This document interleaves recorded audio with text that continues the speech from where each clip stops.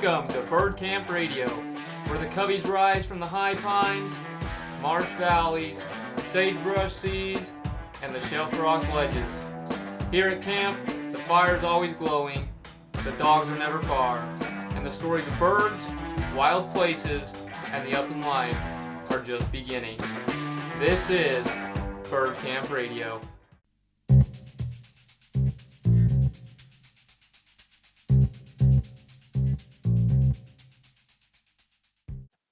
Welcome back, everyone, to the Bird Camp Radio podcast. I know that we said that we were going to have a bye week this week, but actually, we actually had some fun experiences come along, and we need to share them today. So this is going to be a special episode, a little bonus episode for everybody watching. And today, we're going to have a guest on. He's actually my dad, because we all went on this together, me, my brother, and dad. So we're going to go into it. So, Dad, what's up?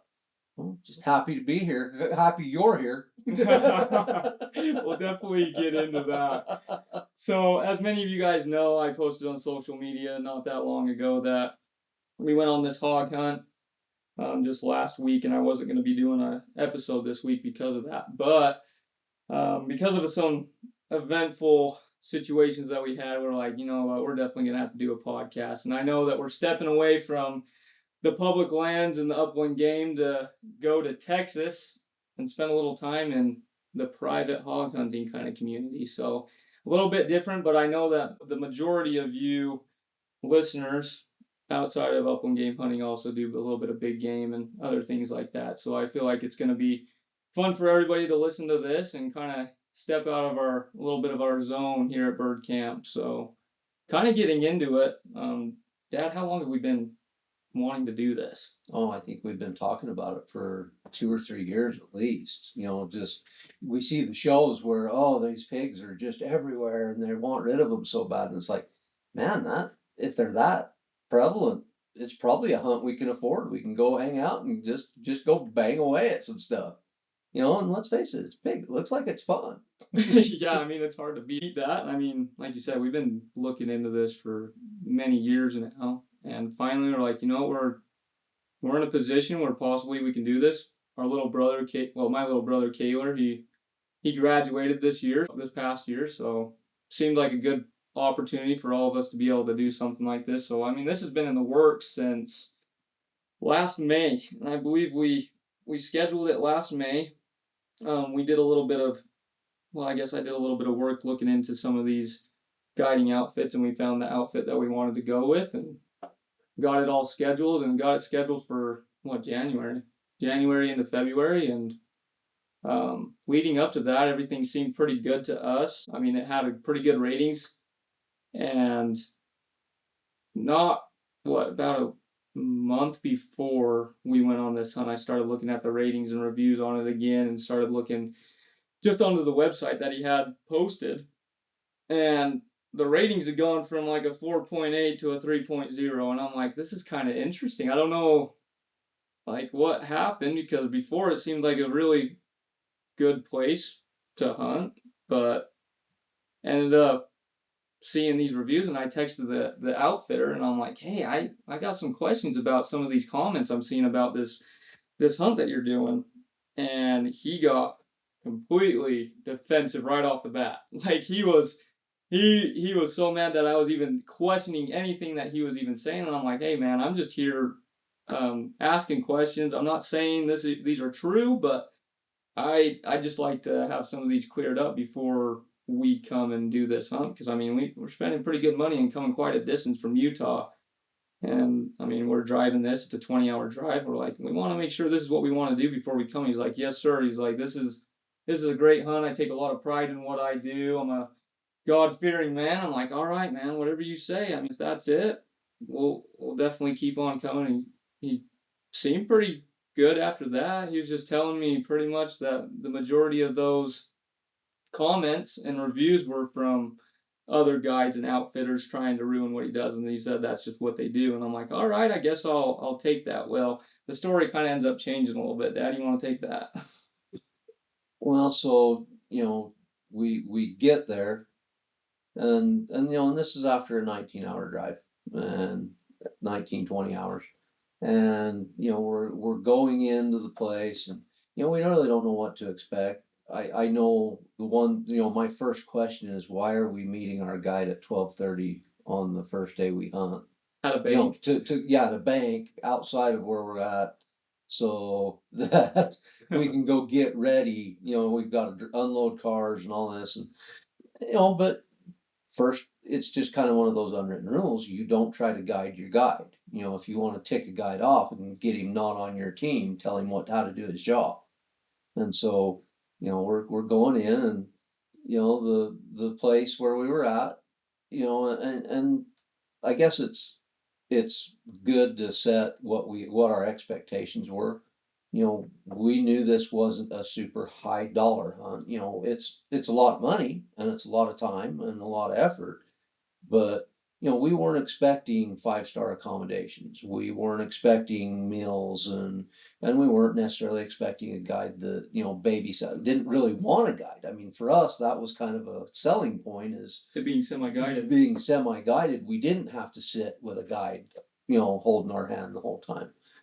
But right when you first show up, it kind of sets the tone, and we walk into our hunting cabin, and it smelled like an outhouse. And we start reading all the signs of the things we can and can't do, and it's like, wow, I don't remember that being in any of the literature we saw before we paid our $200 down. And $400 cash. And we get, I get that. They don't want you not getting whatever you're there to hunt for and canceling your check. So it's kind of, there was a whole lot of, okay, I guess we'll go with this. I guess that makes sense. And just one of the first notes, if you're like us, this was all of our first guided hunt. Yep. We've always pulled our own hunts. We've always done it on, public ground or on private ground that we knew and we had, whatever it was we were hunting. So it was all of our first time, and so, the trip became very interesting. It was not what we were hoping for by any stretch, but we have some good stories, and there's things that later, when I'm not so angry, I'll probably laugh about. Right now, it's still a little too soon to laugh hard about any of this, but Yeah, so it was kind of interesting that way because, like you said, we visited with our guide Leonard. We met up with him at the bank, and he was like, and again, like 15 minutes late at that point because his truck had gone into limp mode. He was driving this little beat down rig, which I mean, I respect it, but as a guiding rig, I'm not quite sure if it was quite up to the task of what we were doing out there. Um, but like Dad said, I mean, we got to the place and it was kind of interesting not meeting the outfitter himself and then giving our guide, trusting our guide with the cash to be able to take it back to the outfitter himself. And I mean, most of these conversations were over a text. I only had a phone call with the outfitter once. right, and only talk to him in person, and and that's we'll get down. I mean, we're not saying we're experts by any means, but this, if you're interested in these kind of hunts, especially, because I do think it's kind of opened up because of the way the pigs are in Texas. It's opened it up to where about anybody can do it, but that doesn't mean anybody can do it well. So we'll give you some of the hints that we found, and by all means, we're not saying we're experts, but we do have a few little tips on things to look for that might be red flags. On any guide, honestly, any guiding. I know a lot of these guys on here. I mean, especially for guides themselves, like you said when we were on our way home. And I mean, we'll get into the stories, but I mean, bad guides bring up a bad reputation within the guiding business, and I know for a lot of these good guides out there, that's a big deal for them, ruining trust and reputation for others. But kind of going into that, I mean, after we'd already paid our money, um, our guide ended up leaving. He said he'd be back to pick us up at 3 o'clock in the afternoon. I mean, we got there at 12:30. I mean, I was expecting to He go was hunt. coming back at 3. Coming back at 3, yeah. And so we had, sorry, I got to insert No, this. yes. Um, you know, going on something like this, I know you're on private ground. Most of Texas is private. That's partly why you can't find, you can't go do this on your own. And I expected there to be some sort of a waiver. Most guides, you have to do that. Yeah, it's the day and age of sue everybody. You have to cover your butt. But part of along with that, cash handed over to a guy we've never met before. He breaks out these things, these waivers, and we sign them because we've just driven 20 hours. We've just paid $400. We paid $200 deposit just to book the hunt that you're not getting back, and if you don't sign this thing, you're not hunting. Our intrepid guide, Leonard, Leonard the pig guide, he forgot to pick mine up. He forgot to collect mine. He collected the boys, but he didn't get mine. And so, because we had some time, I started reading. And in there, in this thing that I'm signing, that basically releases them from anything that has ever happened since the beginning of time until the end of time, up to and including negligence and gross negligence. And that made me just a little nervous because, if you really take all the pride that we got told you take in your operation, you're probably not worried about gross negligence. You know, Accidents happen, things happen, but we decided, well, Kellen's our researcher. That's why we let him do the trip. Started looking up what that meant. And basically that's saying you release them up to and including if your guide just knows you're in trouble and just doesn't care and doesn't bother to show up. Yeah, pretty much. I mean, that's really what it came down to. And afterwards, after the math, which I wish we would have known this before, looking into it, that is a big, well, not necessarily a legality, but a big question of concern when something like that happens, because usually with most of these guides, or what guides should do, is during the time that you are booking the hunt and putting your down payment down, you're sending All the that documentation. liability waiver. So us signing it as soon as we got there was a big question of concern, which we didn't realize before, but we do now. And that's one big thing. Seriously, if they're not sending a liability waiver to you before the hunt and Ask before you for it. put that down payment down, definitely question that. Definitely. And require a copy so that if that changes from what they show you to what you sign, and in today's age, there's no reason why you can't print it, sign it, and send it. So it's the same waiver. So, and then I think, Kellen, on some of your social media, he's got a picture of the first blind I was in. So I've just signed this waiver, and if any of you want to look on his social media stuff, I'll have him post it.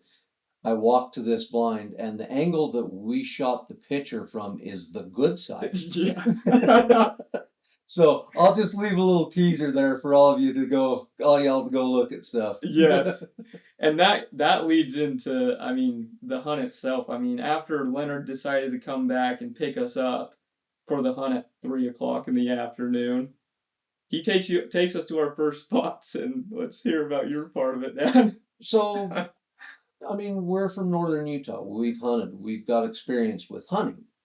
Have my total experience, and I had more experience than either of the boys, is I flew into Dallas once, and then I flew into El Paso and stayed for about 3/4 of a day and flew back out.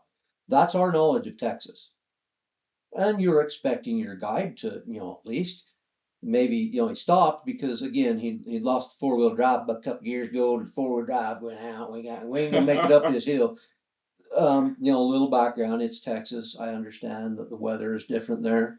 They had like probably in the deepest places where the snow had drifted, which is everywhere because the wind don't stop blowing in West Texas, was maybe 3 inches, and they acted like it was the end of the world. I mean, Armageddon had come to Texas. Yeah.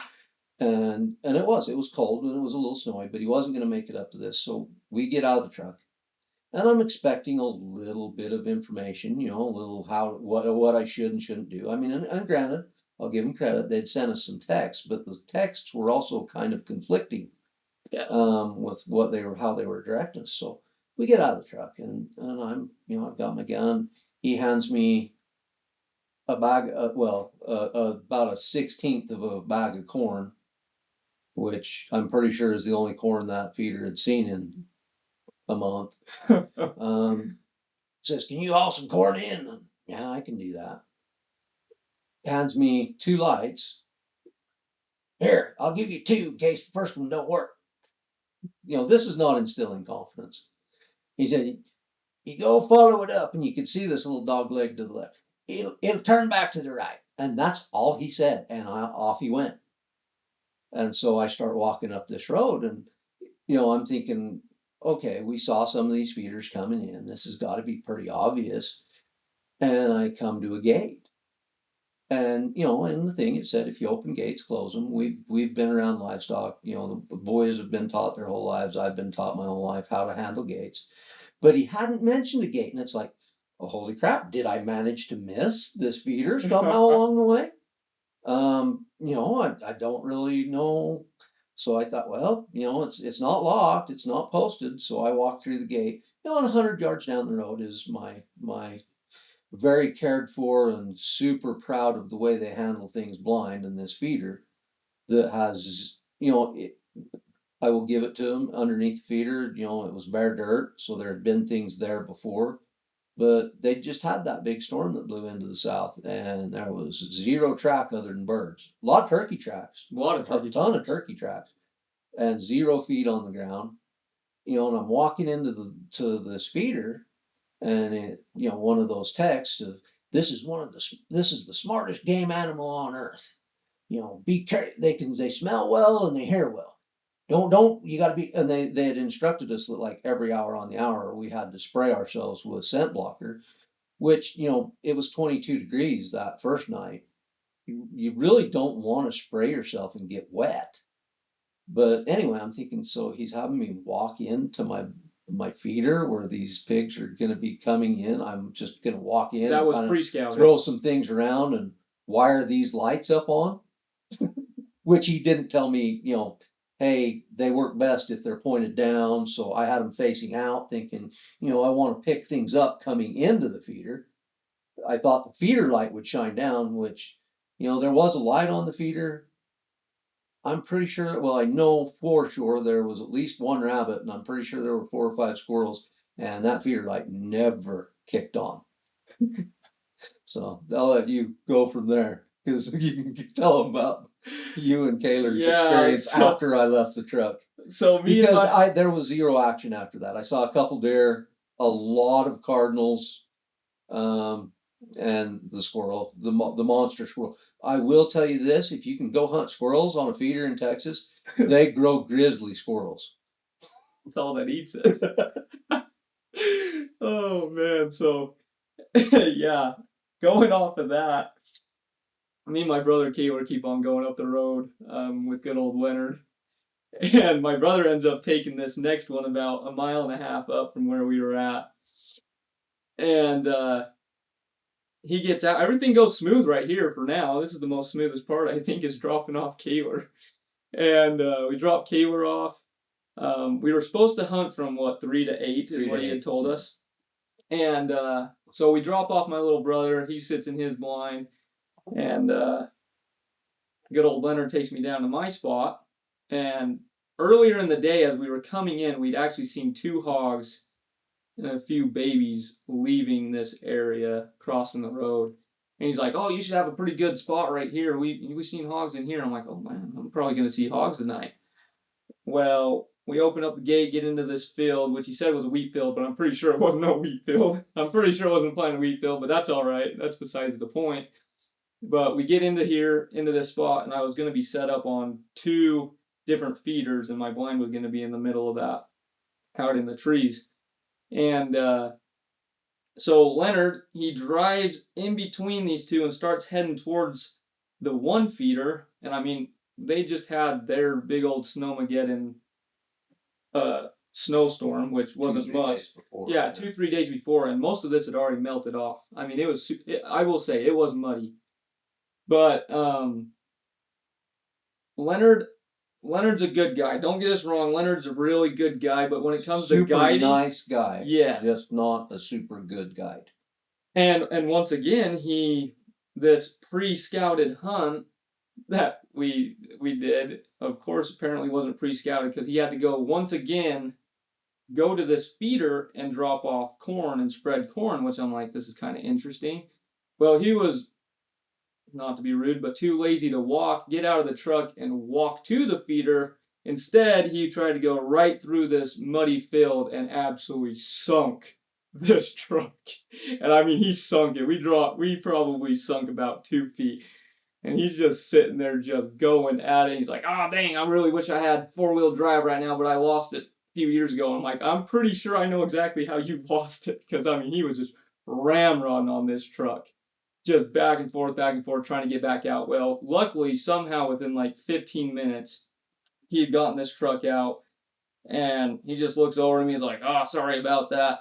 Um, Probably scared all the critters out of here, but we'll give it a shot. And I'm like sitting here, I'm like, are you kidding me? I'm like, at this point, it was almost 4 o'clock, and I was gonna hunt till 8, and I'm like, I'm pretty sure there's no way that there's gonna be anything that comes into this blind after that, Well, and it was bad. yeah, and if you're a guide, and any good guide eh, is gonna, I'm sure, be like beside themselves. You take pride in getting your guys on whatever they're hunting. To not only not offer to go somewhere else because he just ruined this place, but not not allow it. Pretty much just, no, this is where we had you today. This is where you'll be. That was another big red flag. When we all got back together, and Kel's telling me what happened, I'm like, okay, well, that gives me a whole lot of hope for tomorrow. Right. And we kind of kept saying that back and forth between the three of us as we went along. Do you almost get the feeling they don't want us to shoot a pig? Because it almost feels more like they're trying to make sure we're not in the right place than that we are. Yeah, there was. It definitely felt like that. I felt like we kept on trying to lie to ourselves that it was going well, that it was just how it was. But that was the funny thing about it is the whole time we're just sitting there like, I know in the back of my head the whole time I'm like, are we really doing this? Like, are we actually doing this? Because I get up into my blind and I mean it's just a tin can. Every step that I made, any move that I made, you could hear it from a mile away. And I'm like, I thought these animals had the best hearing out there. And I'm like sitting in this tin can and I'm like, man, I can't even make a move. I couldn't even fit my gun case in it sideways. I had to put it horizontally, and even then it was, well, not even horizontally. I had to do it diagonal, and even then it was barely fitting. So I ended up just pulling it out, throwing it out. And I'm like, there's no point in having it in here. And I'm like sitting here, and I'm like, if I even get the opportunity to take a shot, which I'm pretty sure I'm not going to this night after what happened, I don't even know if I have room to even pull my gun up and get it out of the out of the blind. And mine, again, I urge you to look at the pictures on Kel's social media stuff, whichever one you follow. But they had tilted this blind. And I realized that, what, 90% of hunters are right-handed. I used to be right-handed. I lost my right eye, so I had to learn to shoot left-handed. But they had this tilted to where it did open it up a little more if you were right-handed. I mean, not a ton, but it would have been nice.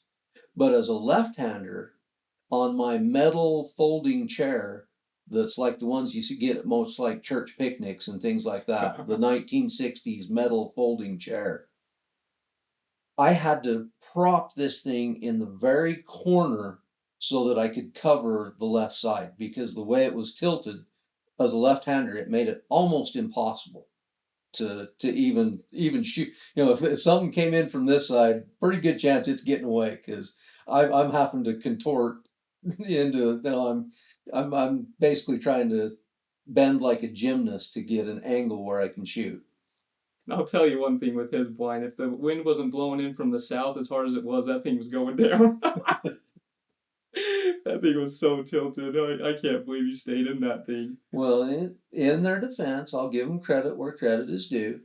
I wasn't super excited having just signed that consent form about climbing up in there. So I went very quietly, and I'm not a small guy. I mean, I'm 230. And so it made me a little anxious, a lot anxious actually. But once I was in it, it felt solid. And they did have it like triple wired to 4 different T-posts. So, you'll see the legs leaning, but it was at least wired to something. Now, how far they got it, had those T-posts pounded in the ground, especially if it was Leonard doing the fence pounding, I don't know, but they had at least gone 3 full wraps of wire around each leg. Oh man. Yeah, it's very true. I mean, they took a lot of pride in what they did, but kind of going on to the next is Taylor's situation with this is where it comes on to us as hunters. During the time we kind of let it kind of get to us, and my little brother forgot to grab the his box of shells, so he's texting me. He's like, "Hey, can you get a hold of Leonard? I can't get a hold of him. I forgot my shells," and I'm like, "Oh, you gotta be kidding." Well, me and him are shooting the same kind of gun, so I'm like, "Well, maybe I can get a hold of Leonard. He can come back to my spot because I'm pretty sure it's done for, and he can bring him back up." Well, I can't get a hold of Leonard. I gave him his phone number to my brother. My brother can't get a hold of Leonard. Kind of like how Leonard is in person, he's not very good with communication, and neither was he over text or phone calls because he only answered two of my texts over that 3 day period. So not much of a man of communication at all. Really good guy, but so my brother, he just had his 10 mil, and he was just hoping for the best with that and Hoping expecting one the got worst. close enough that he could release the hand cannon. But the night progresses on, and we get to the point where uh, 8 o'clock's coming around, and Leonard said 8 o'clock's when we were going to be done. Well, one of the things that wasn't brought up was, okay, how is everybody going to get back? Well, he had told me how I was going to get back. He's like, "Oh, I don't want to get stuck again, so just follow this tree line all the way back to the cabin and you'll be good." Well, that ended up being a whole different story because there were several different tree lines, and I'm like, I don't know exactly which tree line to take, but I ended up being able to get back. But for my dad and Kaylor, it was a little bit of a different story because I mean Leonard never did tell them if he was going to come back and pick them up. Anything. No, He he never didn't told tell us. us anything. Yeah, it was just got out and he went to the corn feeder and told you to go get up in the blind, and that was about it. Well, at this point, my phone was almost dead, so I was already in and out of service um, with things. I mean, that's what Mint Mobile gets you in those kind of areas. I had one bar service probably the whole time, so communicating with them was a little bit difficult. Um, but 8 o'clock comes around and I called you and I'm like, "Is Leonard gonna come get you, or what's the plan? Did he ever tell you anything?" Well, and he says, did he tell you what his plan was with you? And sorry, but I'm going to talk like I talk. I said, well, I'm sure as hell he ain't coming to get me because he couldn't get me up there. I'm just planning on walking out. Yeah. And honestly, had I seen anything that made me excited, had I not seen the deer and the giant bunny and the giant squirrels eat the little bit of corn that went off, so these guys are texting Kellen. Well, the outfitter is texting Kellen how dedicated they are. How much have you ever seen anybody put this much feed down? Well, I've talked to people that have hunted in Texas. I work with a guy whose brother owns ground in Texas and does hunts. And those feeders are going off pretty consistently through the day. And that's what gets those animals coming to check them. They get habitualized, they get a little circuit going where they go check these feeders. On the 2 blinds that I was in, now, well, little sidebar, good way to throw this in. They advertise this as a 3-day hunt. Mm-hmm. What a 3-day hunt means in this little corner of Texas, apparently, is you get 5 hours, 2 nights. Now, why you have a 3 o'clock checkout on the third day? Because you're not going to hang out in the posh accommodations. I dared, there's a lot of story on the second night, but the second night I said, so is there a plan for tomorrow? Oh no, you're done. Yeah. This And it really went. The first night wasn't great, but the second night went way more south than that one. Very much so. And finishing that night, well, Leonard actually ended up deciding to pick up Kaler Kaler went and got him. finally because he ended up walking back down. I'm like, I don't think we're hearing anything back from Leonard. I don't know because at this point he was almost he was pushing. By the time he got up to Kaler, he was about 45 minutes late to getting up to him. Which you So don't mind so much when it's coming to right, get you and right, take you yeah. back, but It would have helped knowing, okay, I may be a little bit late getting up here or something, but we were pretty sure he expected me to walk back and you'd walked up to your area and you were probably going to come back because he wasn't going to go back up there. So I'm like, Taylor, get to walk. And he's like, dude, I don't even know how to get back. He's like, I don't even know which road to go. you got to understand, this is people who've lived their whole lives surrounded by mountains. You get to Texas, there isn't a whole lot of bearings to find. Yeah, and the funny thing is the few phone calls I was able to have with Taylor in between that, trying to get him back to the cabin is he'd actually forgotten Dad's gun back in the blind, and this goes back on us. Nothing against the outfitters, completely on us. It wasn't Kaler's strong day that day, but he's like on the phone. He'd gotten halfway down from what he thought was the right trail to get back, and he's like, "Oh frick, Kellen, I think I forgot Dad's gun back in the blind. I gotta walk all the way back." And I'm like, "Oh, Kaler." So it was a good thing that Leonard actually did end up coming and picking him up because I think he would have. I don't think he really knew where he was going, honestly. But so we all get back together that night.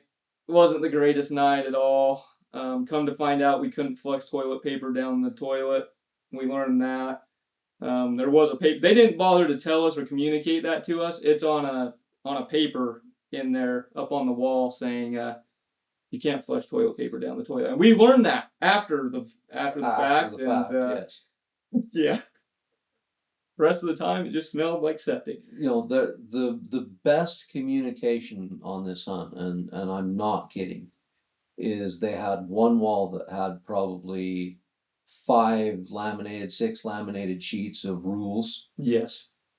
and unfortunately, the bathroom rules weren't in those 6 sheets. It was kind of up high on the wall in this itty bitty bath, and so yeah, we may have missed that. And I don't feel bad at this stage if we plugged up their toilet, but there may have been a little toilet paper that actually went through the toilet. Plumbing wasn't very good. Honestly, it's kind of funny. It wasn't. It was well, it was even funny then. But this place smelled like a septic tank. And I remember, I looked at Kel and I'm like, I would rather they just had an outhouse out back. Shoot, bring a honey bucket in. At least then you're not smelling it as you sleep. Yeah, something. I mean, anything honestly would have been better than what their accommodations were on that. But let's go on to day two now, because Awesome. day two was a great day for all of us. Bird Camp Brady was almost over then after that. So in their rules, they never said anything about you had to have a guide. He was very specific about the times they had us scheduled to be on whatever he was going to take us to. But we didn't drive 20 hours to Texas to sit in this cabin. And again, we weren't expecting Taj Mahal, and it's nothing against it. It was kind of a cute little place if it did smell like a septic tank. It wasn't horrible, but that's not why we were there. It wasn't to sit in a room until 4 o'clock. 4 o'clock. Mm-hmm. That's not why we came. So we went out. The boys went. They're a little bit, they got a little. I've got a little age on them and about 40 pounds. And so they hiked a little more than me and they went out looking, and I did too. We all went and kind of to the places where we'd seen at least. We didn't try and stretch it because, again, we're trying to at least follow the general idea of what they want. But it's like, we didn't come here to sit in this place and just hope we see a pig. This is hunting time. We well, Kellen will tell you, he grew up hunting deer and elk with his dad, and that meant dark to dark. Hmm. You know, if there was a chance to hunt, you didn't let time pass. So 4 p.m. wasn't cutting it for any of Yeah, us but on Saturday, our best day to hunt, our full day, our supposed full day of hunting. right. Yeah. So, like you said, we went out. Well, I think we did try to ask him, hey, can we do a little bit earlier? He's like, oh no, they're moving at You've this seen the time. pictures, Yeah. which the pictures were on from places that we never hunted, by the way. Yeah. You know, these pictures of hogs and you know, the pictures coming into it were during the daytime. Right. So even before this storm, but you know, again, as a guide, and you know, you can't expect them to change the weather. You know, it's like any other hunt. It's a hunt you draw out for. You hunt when your time is there, and so you just make the best of it. But being a guide and being local, you know, you expect that they'll adapt to what comes. Well, you know, and I don't claim to be a great white hunter, but I have done this my whole life. I notice things. We saw 4 different groups, 5 different groups of pigs out in the middle of the day, you know, on our way to Driving go in. meet Leonard at 12:30, middle of the day, and they were out actively feeding. They'd changed their pattern. You know, it seems that Texas pigs don't like snow any better than Texas people do. Yeah. And so they were moving during the warmest parts of the day, trying, you know, because I'm sure, you know, you get acclimated. I've raced horses, I've done things, you know, large animals get acclimated to where they are too. And when it's a sudden change like that, it shocks their system. And so, and you know, because I told him, I says, you know, we saw pigs when we were coming in to meet you. We saw pigs coming into the ranch. How about we go a little earlier than that? No, you've seen the cameras. Well, no, not really. You know, I've seen some cameras, I've seen some pictures, but it surely wasn't what we saw on our cameras last night. Yeah, and that's the tough part about it Not is guiding the guide, but not yeah. liking what your guide's telling you. Well, and like when we were out that day, like we said, he didn't come and pick us up till 4 p.m. in the afternoon on a Saturday, our most full day to be able to hunt, which was seemed very wrong to us. But like you said, you don't guide the guide. We're like, he probably knows more than we do. But then while we were out checking for track, remember this is after that big storm. It was muddy, and track wise, when we were checking feeders, well, at least when me and Kayla were checking our feeders, there was Nothing. zero sign of anything. You Okay. could see where the doves, the cardinals, and the squirrels came in, but Turkeys. I had a turkeys, you ton had of a lot of turkey track turkeys. up on mine. Yeah, you had a lot of turkeys. Kaler had a few deer come into his the night before, and you could definitely see the tracks of them. But when it came to pigs themselves, nothing. A lot of coyote sign up where he was at. Mine was the most dead because I mean I was right up against the road and people the whole time were crashing down that road the whole time. But um, I mean besides that, I mean we didn't see really any sign at all from what we went out probably around 11:30 and stayed out till almost 4 o'clock. Mm. And I mean during that time, me and Kayla we did 7 miles crashing through what ended up being mesquite trees. And we're sitting there like crashing through mesquite trees, and we're like, dang, this is a lot different than Utah. And then every 20 yards of mesquite trees, you'd hit a fence, and we're like, man, Texas is just different that way. Because I mean, being here in Utah, I mean, 85% of Utah land is public land, and then you go over to Texas, and it's only 3 to 6% is public land, Right, like almost way everything's different. private. So I mean, we're just sitting there like, wow, can't crash through anything, and when we do, we're just running into fence lines. We're like, well, we better not test this fence line. We'll just go somewhere else. So I mean, we didn't. It wasn't very successful. It was a lot of fun being able to get out after a 20-hour drive and actually move around a little bit and see some things, see a little bit of the country, but it was again a little bit unsuccessful at the end of the time. Yeah, and you know, I think that was part of the problem too, is, you know, those pigs were feeding, and I'm fairly certain that the pigs we saw when we drove in were just going back from feeding, you know, because there was no water there to draw them, so it wasn't that they were coming to drink. Um, and it just, if they were pouring grain the way they advertised, pouring corn like they advertised, they would have been on those, they would have been there. And they, because for me, I kind of went back up to the place I was the night before, and I poked around a little bit, and same thing, every little trail I took, I just ran into a fence line, and it's like, okay, I don't know if we're really out of bounds, but we didn't ask permission, we didn't, and so you don't want to push it too far, and so, it's kind of the same thing, turn around, go back, try another little spot, hit a fence line, try another little spot, hit a fence line. One thing that I did see on that blind I was in the first night, the feeder I was in, there was a fence line maybe 20 yards, past, I don't know what church, but Yeah. past my feeder. I'm fairly certain it was a little west of my feeder. And you could see where the pigs had knocked the fence down. They had basically built a pig door through the barbed wire fence. Again, this storm hit, I think 3 days before we got there. Not one pig track on that. This you can sell, because pigs are shaped in a certain way. You can tell it's pigs that have kind of split this fence open, and there is not a pig track on that thing. And so it becomes clear why we're not getting pictures of the blinds we got put on. Very clearly, very clearly. And when we all came back together, so me and Kayla went up to Dad's spot because we never been up there and we just wanted to see it. So we all regrouped up there and got to share our very uneventful few hours of hiking around. I mean, did have a lot of fun being able to get out and move. And I did get to explain to my boys that the reason that all the spots where whatever those thorns were hit them were itching and hurting was because it was mesquite. Mesquite's poisonous. Yeah, we didn't realize that until after the math. Shredding our clothes going through it.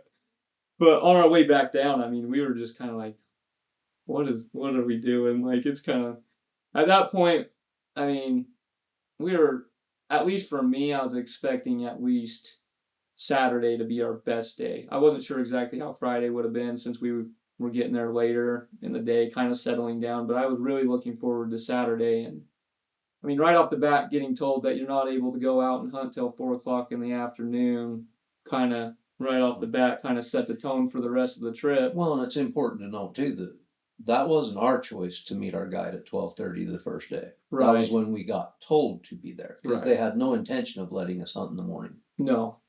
And so we're talking about all this kind of stuff on our way back down to the cabin because we were supposed to meet Leonard, the intrepid guide. good old Leonard at the cabin. Well, we get back, and I mean, it was supposed to be the coldest day of the trip. And me and Kayler had really outdone ourselves when it came to dressing moderately for the weather. Well, of course, during the day, it ended up warming up to more than what it was supposed to be. And I only shedded off a few layers. I don't think Kayla really did. Well, yes, Kayla did shed a few layers.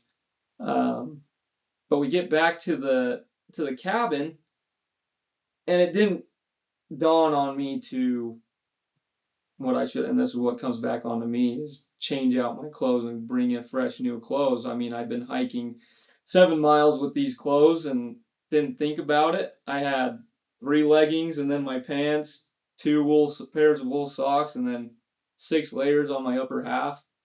And I didn't think about changing out of them. I had some of it in my pack with me, and I didn't take it out. I just got too carried away thinking about how great our good old guide had been and how the Well, game and how the part hunt of it happened. is because, our guide is now pushing 20 minutes late, which with the truck that goes into limp mode, and so, we're here on this hunt we paid for to be guided, and he's going to put us on new blinds. And again, communication, trying to call Leonard, trying to call the outfitter to say, hey, is our guide going to show? Right, because I hadn't heard And anything. it wasn't anything at that point against Leonard. It's just honestly, is his truck broke down somewhere and we're going to be sitting here all night? Because I'm not going to be sitting here all night. If I have to go without Leonard, I'm going to go without Leonard. And so we were a little distracted. And I think too, we are used to our mountains. We are. We're used to backcountry. When we're in a spot where it's a couple mile drive, our truck is sitting 600 yards down the road. Right. we have a way to get there. And so, you know, full-fledged, gotta own it. We got a little complacent about checking things that I think if we were in our own world, we would have checked and been smarter about. But we were so focused on what we hadn't seen and what we hadn't done, and how, and just is this guy even going to show tonight? That we kind of let some things go, And as we all know, complacency kills. especially in Literally. Mother Nature. Yeah. So leading up to this, finally Leonard shows up, and he had told us previously the day before that when he came and picked us up at 4 o'clock that he would take us to a new area. And this area was between, if I looked it up, between 5 to 10 miles away from where we originally were at the cabin. So we really didn't know exactly where we were at. We were going to hunt this ranch. I don't know how many acres he said it was. I can't remember. I can't remember how many acres. But this actually ended up being the ranch that I was getting pictures of. And so I was getting excited. I'm like, okay, this is Armstrong Ranch. These are the pictures that I was getting from the outfitter. I'm like, we may actually get some success today and actually see some things. Well, we get up to the first feeder, and we bumped that hog, or the one and only hog that we had an opportunity at. And Leonard was ticked, and I'm like sitting there like, okay, first of all, why is our guide ticked about seeing Why is he hogs? cussing because we actually see a pig? Yeah, we finally saw one, and I mean, this thing starts taking off away from the feeder because we're coming up on it. And he's like, "Oh, is somebody gonna get out of the truck and shoot it?" And I was up in the front seat, so I hurried and jumped out. And tell us about good old Leonard's truck. Well, there's a little background here. Leonard's passenger side front door was pretty much held together with baling wire and hope, and it didn't open real well. And then Leonard he did have four seats, but it was the old suicide doors, so you can't get out of the back seat until the front door is open. So my youngest, Kayler, and me were sitting in the back. Both of us had our guns out. I was holding Kellen's case because I felt bad for Leonard because he's an older guy. I was trying to talk Kellen into opening gates for him, so I grabbed Kellen's gun, which was in a case. So Kellen hops out, and we're trying to now get this suicide door open, and it will not open. No. Kellen's pulling on his handle, I'm pulling on my handle, nothing's happening. And all Leonard's just, "You gotta shoot him, somebody gonna shoot him, you gotta run away, you gotta run away, somebody gonna shoot him." And I'm like, "Yeah, dude, why don't you open your door and let the kid behind you out who has his gun in his hand?" The best shot. Yeah, and by far the best shot. No, he just chose, and granted, it surprised you. We've all been there. You see something, you get excited, and you don't always make the best decisions. So I will give Leonard that. I may have done the same thing in his shoes. But anyway, I finally just basically throw Kellen's gun at him over the seat. And, he gets out, gets his gun out, shoot him, and this is a guide. This is somebody who you think, been there, done that, act like you've been there before. And I don't know, I'm a dad. I've had my children, as something's flying or running away, say, "Get him, Dad, get him, Dad, get him, Dad, get him, Dad." And that does not calm you down. Well, that's basically, it's in slow Texan, but it's basically that version in slow Texan. And so this pig's running. Kel takes a couple shots. Right over the hood. They're not great shots. And then the pig runs off. And so, again, Kellen's blind, we're thinking, is pretty much busted before he ever even gets to it. And we're angry because had our guide even showed up on time, maybe he gets a decent chance at this pig. And so, that's the lead off. Keller gets dropped off first. We go down. You get stuck almost. Almost get stuck again. Driving into the blind he put Kaler in.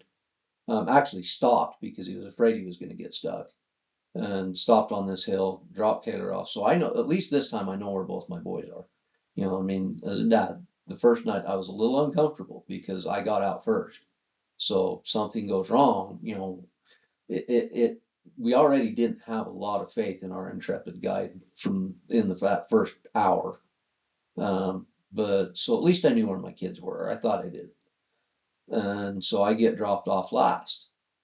And, we're sitting watching, and uh, Kaler, the good news was his was the only blind we saw, or only feeder we saw that there was a lot of pig track. Obviously Kel had some, but Kaler had a lot of track around his. And so again, I'm kind of excited. I'm thinking, well, maybe tonight's going to be good. And, I hadn't walked near as far as the boys, and I didn't wear much because the night before or the day before when I walked in, didn't plan on walking in. It was pretty much, again, not communicated that, hey, somebody's going to have to walk. And so I started walking up in, and at this point the sun's shining, and it's not warm, but it's warm enough that with a backpack and my bag, my 16th of a bag of feed and my gun and everything, I thought, okay, I got to go really slow. I can't get sweaty, because if I'm going to be sitting in this blind, and we'd looked at the weather, and we come from a cold weather state. We had all kinds of cold weather gear. Yeah. We came geared up, ready to hunt in teen weather. And so, but even trying to go really slow, even peeling layers off, I got just a little sweaty. And I was cold the night before. And so I think maybe that's why I didn't think to ask the boys if they were wet, because that second day I took less, it was colder, and I didn't get sweaty. So it just didn't dawn on me that I should have asked. Yeah. Yeah. So go ahead and let's skip to the texts and talk. Yeah, so this was. He'll probably only be able to tell some because he'll think the rest is a little fuzzy. Yeah, the rest is gonna be a little fuzzy for sure.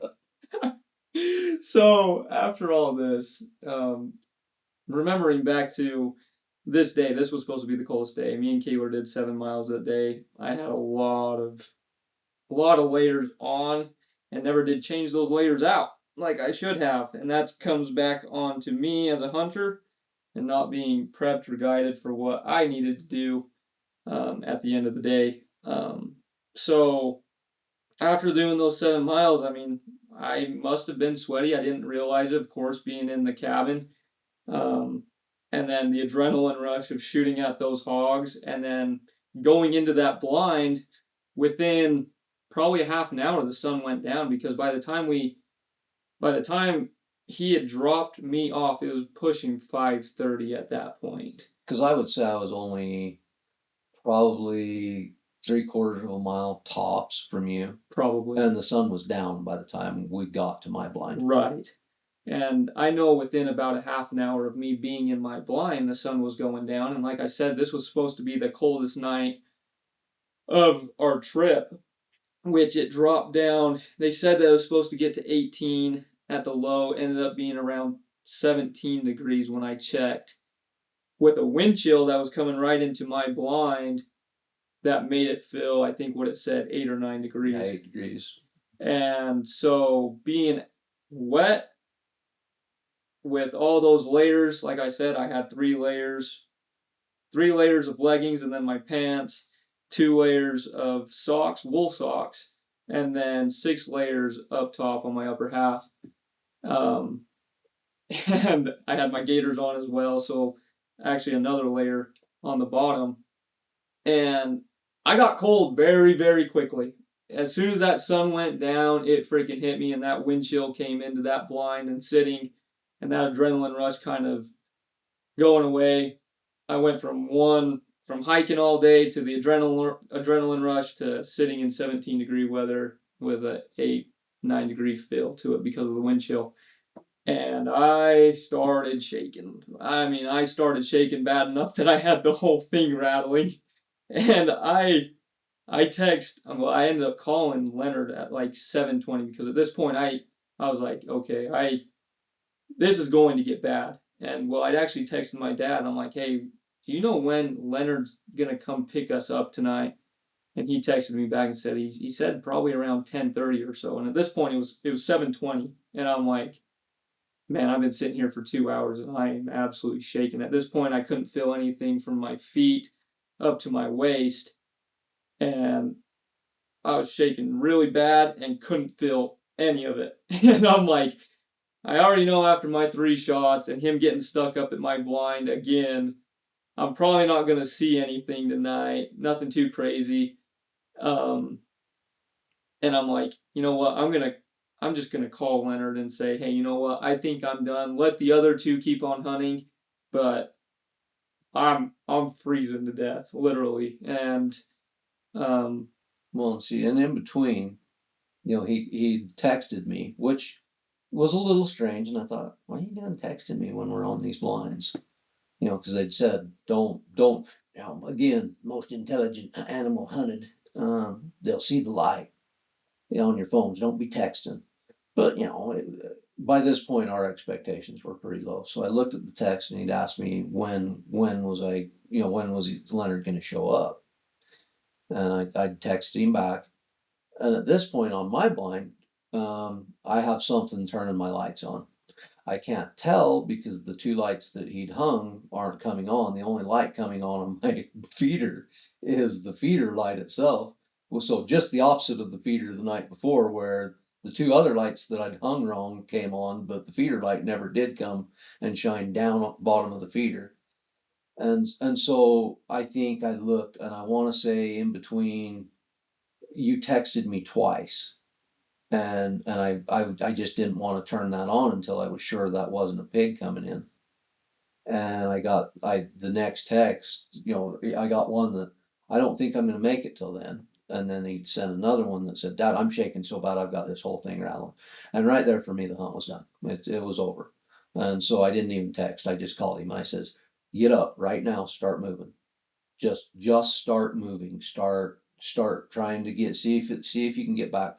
Because I'm not realizing just how wet and how cold he is. Because when I'm talking to him, he sounds pretty sharp. I've been in hypothermia, and I've been around it. We hunt geese and ducks. I hunted a lot when I was a kid. And you kind of get that punch drunk, and he had so much adrenaline going because he knew he was in trouble. He didn't sound like he was quite there yet. So I said, "This is just a pig. We don't care. Just get up, get moving. I'll be there as soon as I can." Because I really, I was there. I watched him get dropped off, and I really did think that there was just, the track. It was just muddy enough when we came in that I'd be able to follow that track right back to where he was.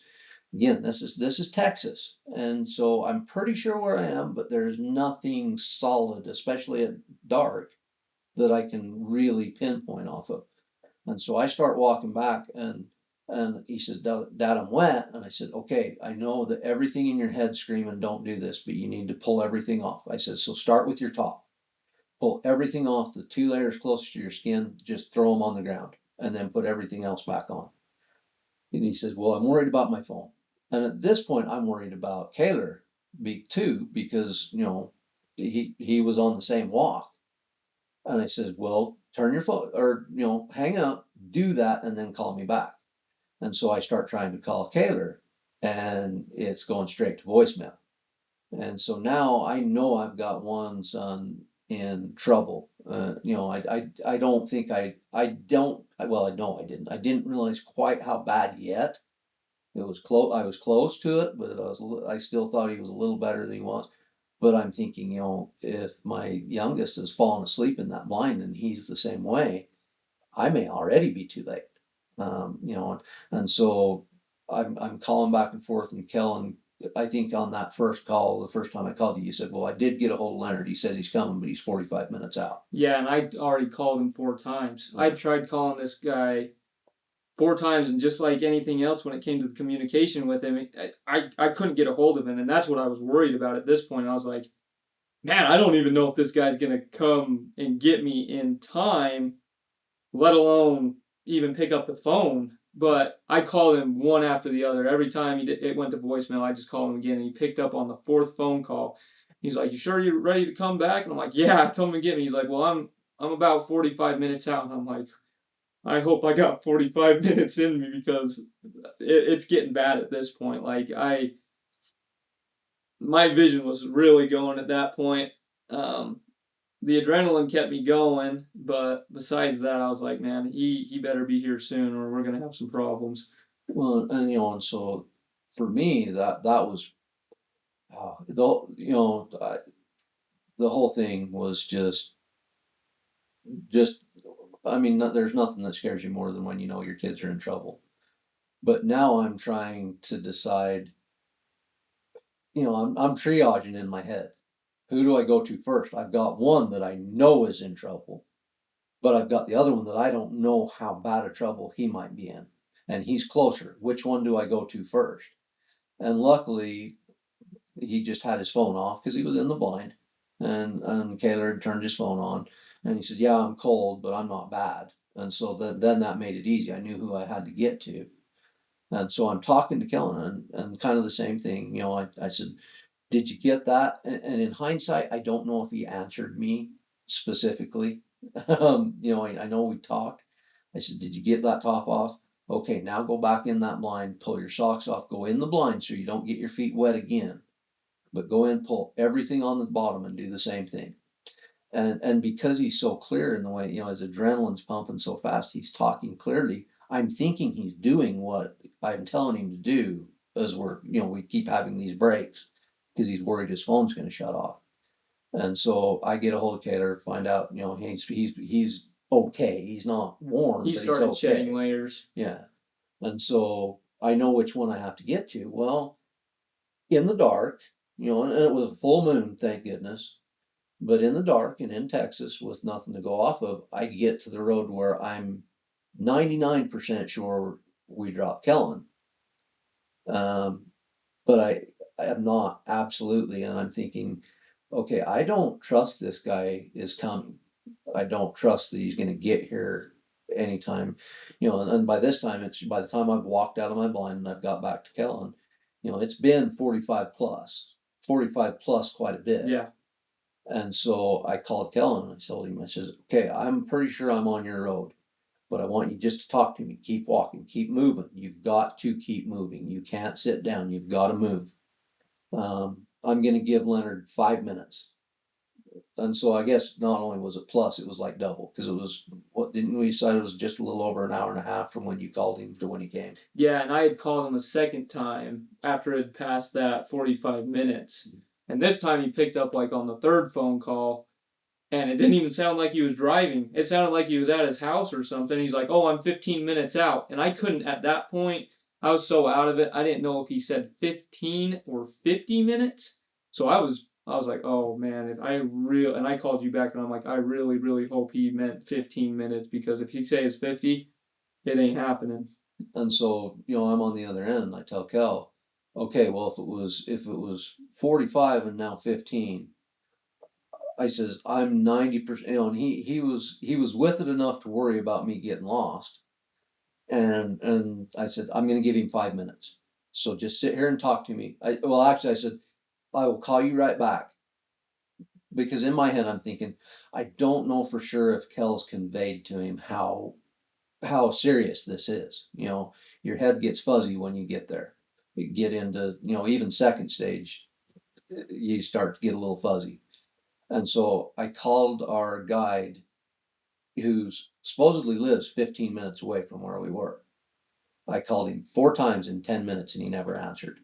And so after the fourth time, I called Kellen back and I said, I'm giving him 5 minutes and then I'm coming down. And about the fourth minute, I heard a truck. And I said, just hang with me. Are you moving? Yeah, I'm moving. I'm walking. I said, keep walking. And it happened to be him. Because otherwise, I'm thinking, I don't, unless I have to, I don't want to drop off this road because if I'm wrong, and I get lost, I don't know that there's anybody out there looking for my kid. And I had told you, if I can't find you, call 911 and have them ping your phone. Right. But I'm not sure if you're with it enough to do that. Does that make sense? Yeah, no, that makes sense. I know you heard me, but are you going to be able to do that? And so anyway, luckily it happened to be Leonard.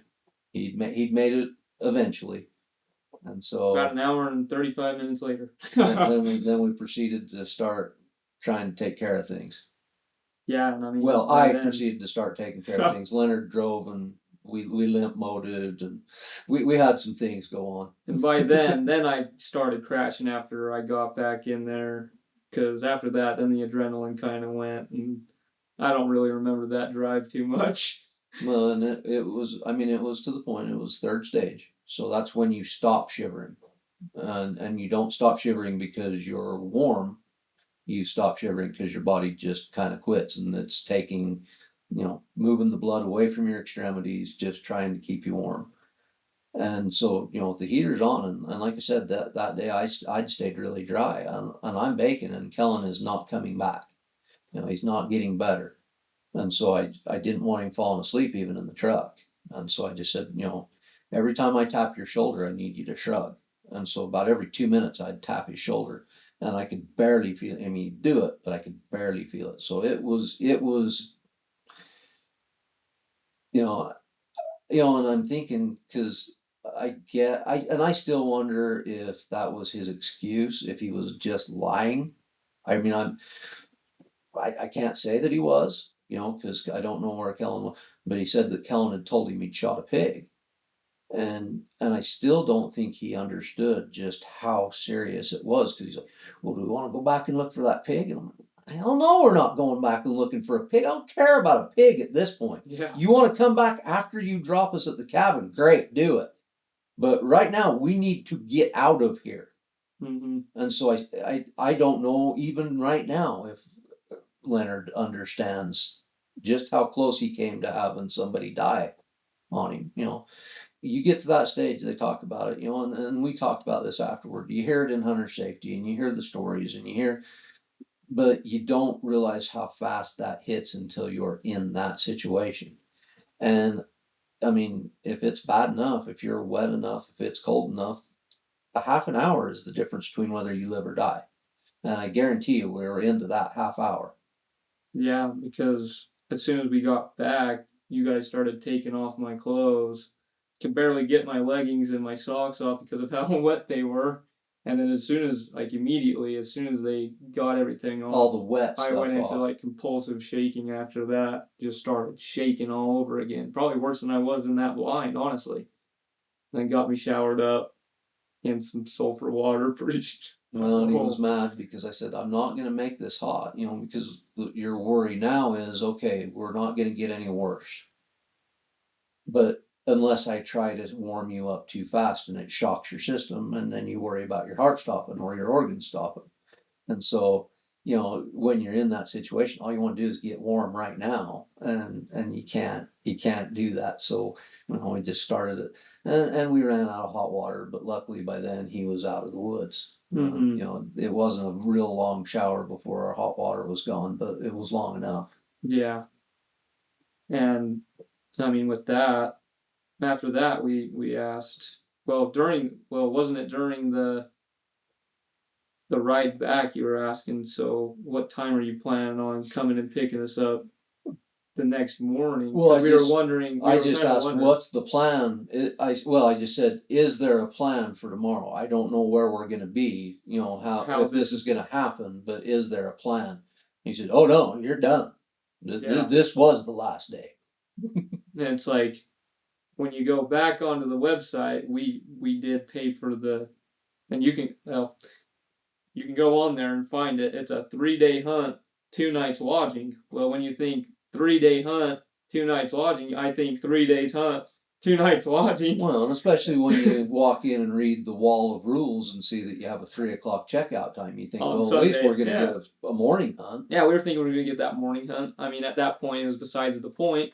But yeah, that was not my priority. But after that, when everything ended up being all right, at the end of the day, we're like, wow, we just paid for literally, not even kidding, guys, 5 hours one day on 5 Friday, hours the next, and 5 hours which the was next less, day. and that was our fault. Yeah, that was definitely that was our fault. We shortened that hunt, but this advertised 3-day hunt was in reality planned by them to be 2 days, 5 hours each. Yeah, and that was it. That was pretty much the hunt. After that, I never got a text from Leonard asking if I was okay. Never got a text back from Leonard saying thank you. Never got anything from the outfitter. If it wasn't for us reaching out about how poorly the visit was, we would have probably never heard I anything. reached out a little bit. Yeah, enough to get an offer of a new free hunt. But I mean, looking back on that, I mean, there's a lot to learn from a story like this. Now we can look back on it and laugh about it You a little guys, bit. you and your brother can laugh. A little bit.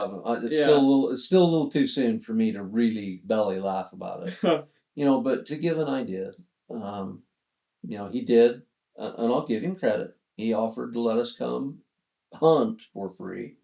I'm sure that we would pay our trip and we'd have to take all this time off. And honestly, it was bad enough that with an offer of a free hunt on the table, I don't think any of us is at least yet really wanting to take him up on it. Right. Because to go back into another version of that same show, I just, and this was where I got angry. You do the best you can. And Kel put this together, and I thank him for doing it. He kind of wanted to. He is, like I said, he's our research guy. He does, he's our deep diver, and he did his due diligence. He did everything he could do. But in the end, we accepted this. This isn't the big high dollar hunt where there are very much expectations. But the minimum that we expected was to have a little bit of guiding, at least get put in a position. But even with that, okay, it happens. In the end, you pay your money and you really just have to kind of hope like heck you get somebody good. You do everything you can to try and weed them out. But this was what bothered me. If you're an outfitter, if you're a guide, the safety of your hunters, it should be your priority.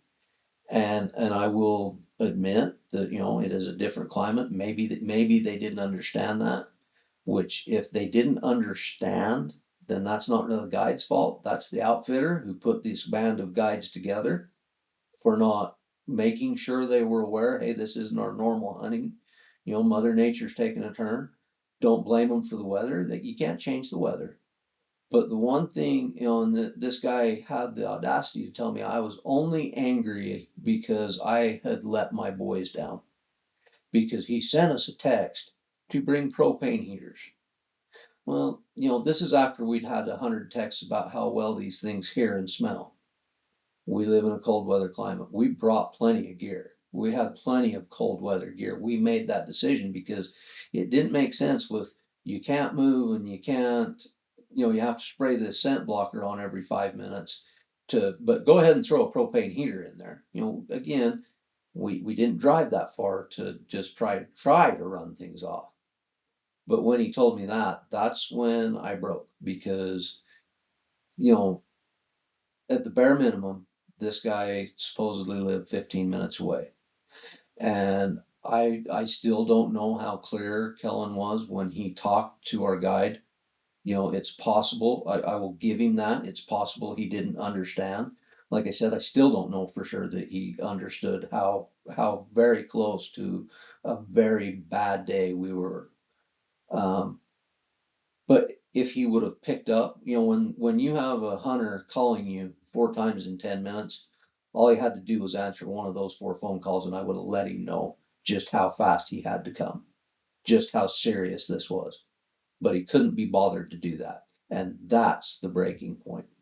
When you just, again, going back to that, it suddenly becomes clear, very clear, even more so than my blind, why gross negligence is listed on that thing that you sign a waiver.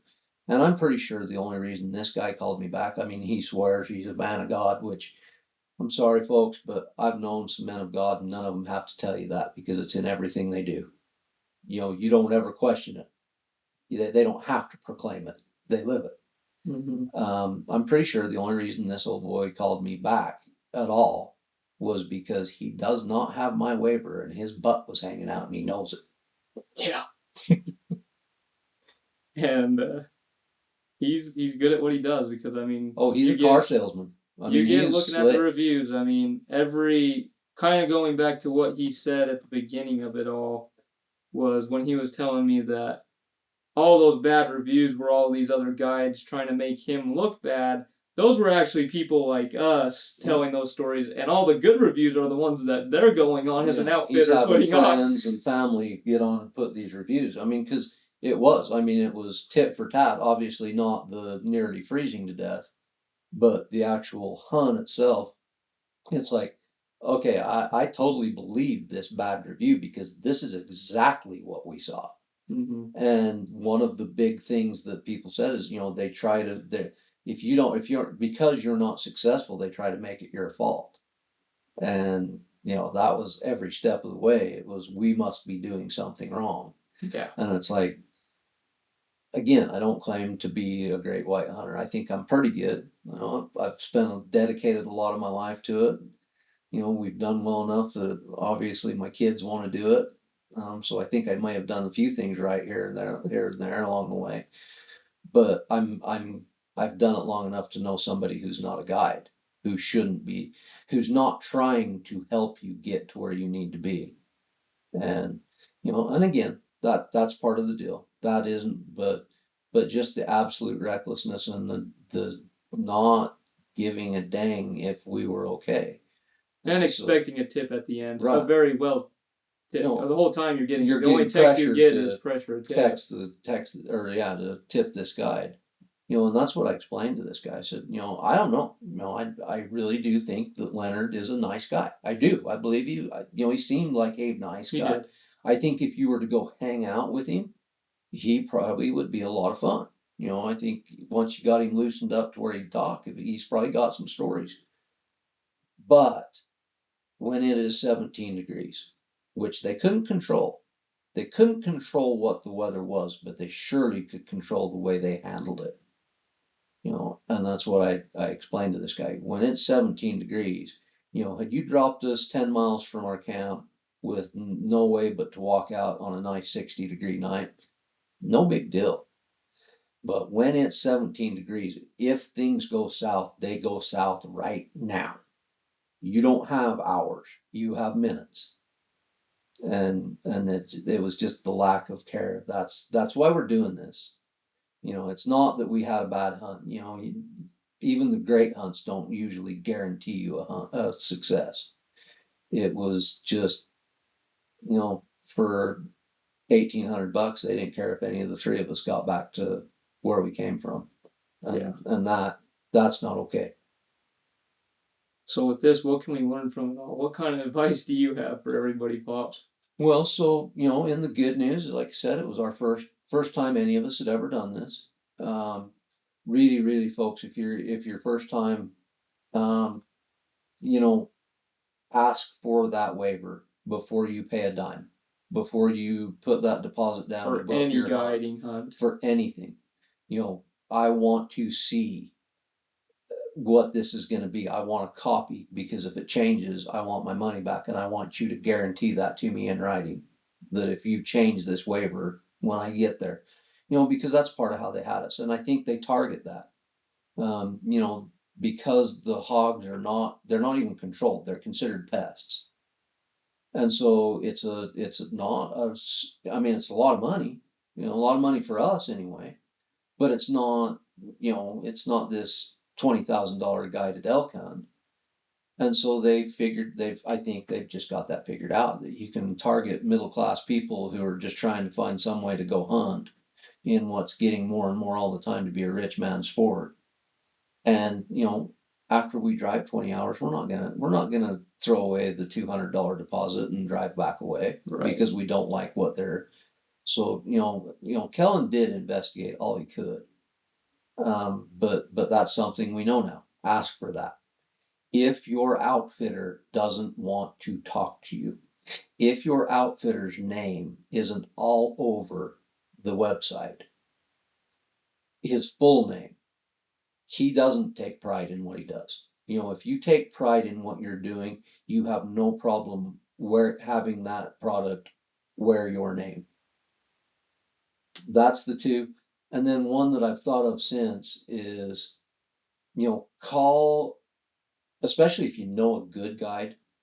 One thing that I think I will do is try and find some guides who you're not bringing them business.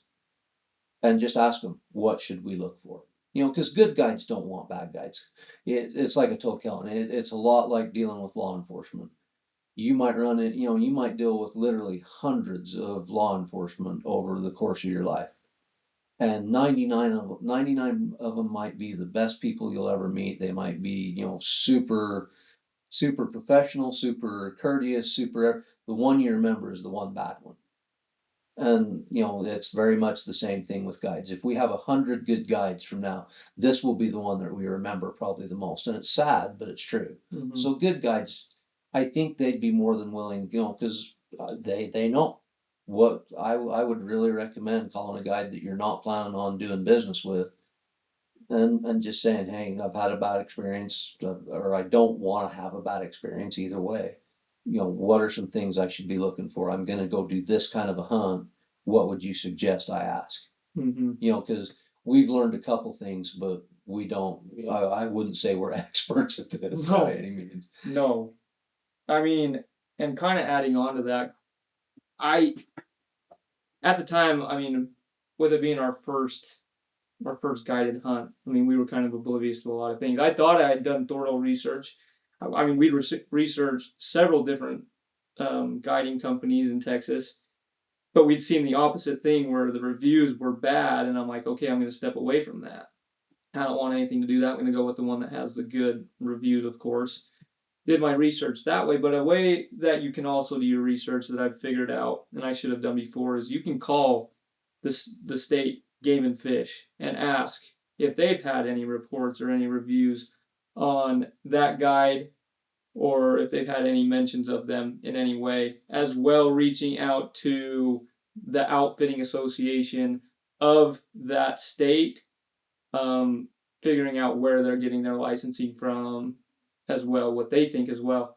And then the other one that I just barely found is, I mean, social media. You can find anything through social media, and I don't know why I didn't think of this beforehand, but I already found, looking back over all this, I was able to find a Facebook group of Texas outfitters and guides. And guess who was listed on there? Our outfitter. And guess what? Everybody had terrible reviews and say, stay away from this. And I'm like, wow, I wish I would have thought about all these Facebook groups, because you can go on to Facebook and almost every single state in the United States has a group that is associated or directed right to the outfitters and guides of that state. And you got people who are on there that are not necessarily the guide himself going on and doing these reviews. It's guys who have actually been there and done it. So I feel like really do your thorough research in that way. Reach out, find guides that you trust as well, kind of the things that they would look into. They can give you tips and advice on things like that. So Well, and I'm going to throw my three children's gun maker under the bus too. yeah. I was talking to a guy at work today about this hunt, and then we turned to guns, and he's kind of a gun, well, he's a gun buyer. He's played with gunsmithing a little bit, so I asked him about the Howa. Had he heard anything? Are they worth trying to fix? Because I bought all three of my kids, and you have to understand again, this isn't like they had one bad lot. This is spaced out over 4 or 5 years. I bought these three guns, and all three of them have fallen apart in the same way. Well, at the time when I first went to go buy the first one, I didn't know that, that wasn't a rifle or a gun maker that I knew. So I did my research. And this is what Scotty said, he's like, so I don't go in and say, and just put in a name, because then that's what you get, because that's what I found was all these glowing reviews. How they've been making parts for Weatherby. Granted it's the Vanguard, but they're and it's Japan, and so you think of Japan as being very precise in the way they build things. And I actually, even in the store, had people coming, oh, I've got three of them, they're awesome. So I buy these three guns, and all three of them have fallen apart in the same way. So one thing that you want to make sure of is, and this is what Scott said, he said, I don't just put in the right, I put, what are the problems? And that takes you to a whole different part of the internet where it's these chat groups, it's these forums, it's these things like that. And that's where you get, you know, the real story. That's where you get the things, the problems that people have had. If you just put in the name, you're going to get generally it's going to go to their website and you are going to see the glowing reviews. And that makes a lot of sense. And then just the other thing, in dealing with Howa, trying to figure out what they do to try and make this right, you know, Kellen and I both called not Howa, I don't want to make that clear, but the importer. And the first thing they do is kind of the same thing this guy did, or this outfitter did with Kellen when he dared to ask him, hey, I'm seeing these bad reviews. Do I need to worry? Well, he instantly got defensive. Don't be afraid to ask questions. And I think that was part of our problem, maybe in not demanding a little better hunting experiences. We were trying to go along and get along and not guide all these things, all these excuses. But ask a question, and man, if they come back at you defensively, walk away, run away. Because anybody who's good at what they do, if they're hearing bad things about themselves, are going to bend over backwards to try to make you happy. The ones who come snapping back at you like you're wrong for even asking a legitimate question, man, that's a big tell right there. That's a red flag. Mm-hmm.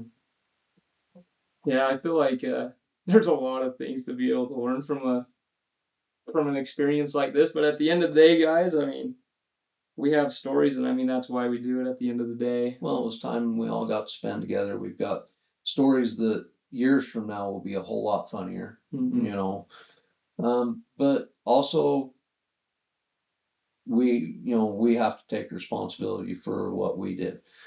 I didn't happen to be sweaty. I talked about being cold the night before, but I didn't ask. you know, and they're adults, and that's part of it. I want to let them be adults and treat them like adults, but I should have said, hey, just kind of feel your clothes. Are you wet?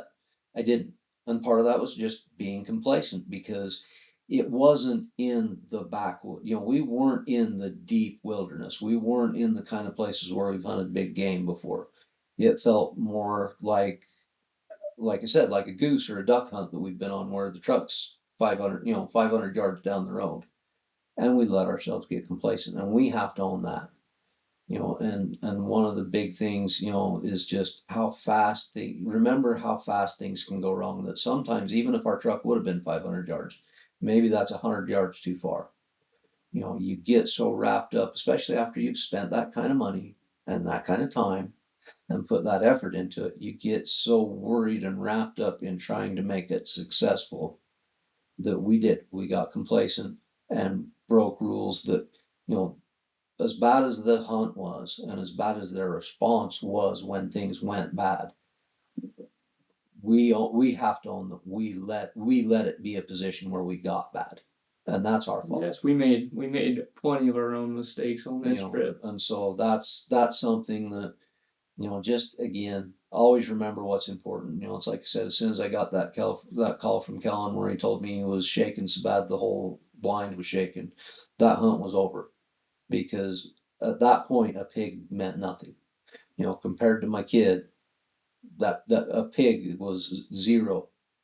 mm-hmm. And so, and I know it's just human nature. You want to be successful, but always just try and keep that in the back of your mind that, no matter the situation, you may be the only one that gets you out of it. So first, try to do everything you can not to be in the situation like that. And second, be ready if something does go wrong. Yeah. I bet you never leave on a hunt in cold weather again without a spare pair of socks and a spare underlayer in your backpack. No. I've learned my lesson in this trip, and I mean we had a lot of fun, and like we said, guys, I mean that's why we do all this, is to have fun and make memories, and at the end of the day sometimes it's not all about pursuing the animal, it's about making those experiences and making those memories, and that's what makes this all fun at the end of the day. And I am glad to be able to be back and hunting the uplands again and getting away from private. and Kelly, I mean, you've had to hear enough of my stories. The wrecks half the time are the stories you tell the most. Yes. Yes. Because they're the most interesting. Well, everybody, we appreciate your time, and hopefully you enjoy this story as much as we enjoy it. And Dad, thank you for coming on. This is your first You time. bet, yeah. We've mentioned you many times on here, and we finally got you on here. Yeah. Wish it was in different circumstances. Yeah, I wish it was a little different story. I really am impressed with Kellen. He's taken this upland thing. For me, it was I think just a different generation. The big game hunting was better in our state, and they didn't have these super extended seasons on the upland game. And so, other than pheasants, which was you had like 8 days. So pheasants was its own thing, but it also came after deer and elk hunt were over, the general at least. And so upland hunting was always kind of something you did while you were waiting for deer and elk. While you go a day early and you go hunt chickens and kind of scout for deer or elk. And I'm just impressed with how much effort he's put in this and how excited he's got me about it. Because I mean I love hunting in general, but I'm determined we will go find quail, because every story I hear of people who've shot quail, that's like their holy grail. And now I need to go find quail somewhere. There's your invitation, guys. Reach out if you have any places. Where we're at, we don't have many up here in northern Utah, and I personally don't have much experience in hunting quail, and we'd love to. So I mean, if you have any advice or anywhere that we possibly can, you can blindfold us to the places. Well, thank you again, Pops, for coming on. This has been fun. Thank you, everyone, and I'm just glad you're here to do it. Yes. I mean, because honestly, it was way. We're trying to laugh about it, but it is very serious, and it was literally. I don't think we had hours before it was a tragedy. We had minutes. Yeah. I'm just glad to be here doing the podcast and being able to share the story with everybody and keep everybody aware. You live and learn, and sometimes those ugly lessons are the ones you learn the best. Yeah, very true. You've heard me tell my story about when I almost froze to death. Mm-hmm. And a story is still just a story. It doesn't hit you as hard as when you're in the situation. You tend to learn, especially with our last name. We learned the hard way. Golightly out there. Well, thank you again, everybody, for listening to what wasn't going to be a podcast week, and we ended up doing one anyways. We thought it would be important and fun to be able to share our story. So thank you again. Thank you, Dad. Thanks. You've been listening to Bird Camp Radio, where the high pines, marsh valleys, sagebrush seas, and shelf rock ledges always call us back. Until next time, keep your dogs close, your shot true, and your campfire stories ready to share. We'll see you back at camp. Don't miss out on the next episode, where we'll host our next guest on the podcast. You don't want to miss this one. Thank you.